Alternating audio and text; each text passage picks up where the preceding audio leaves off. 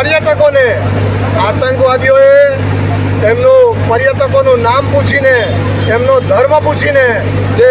ગોળીબાર કરી અને જે મરણ પામેલા છે એમની પત્ની અને એમના પુત્રોની સામે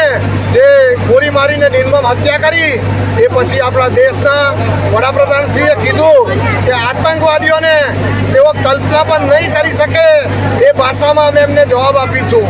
અને દેશના લશ્કરની ત્રણેય પાંખોએ પાકિસ્તાનમાં ઘૂસીને આતંકવાદીઓના 9 જેટલા અડ્ડાઓને દેશ નાબૂદ કર્યા અને 100 જેટલા આતંકવાદીઓનો ખાત્મો બોલાવ્યો અને ઓપરેશન સિંદૂરના નામે આ દેશના જવાનોએ આ ઓપરેશન પાર પાડ્યું. દેશના આ જવાનોના માટે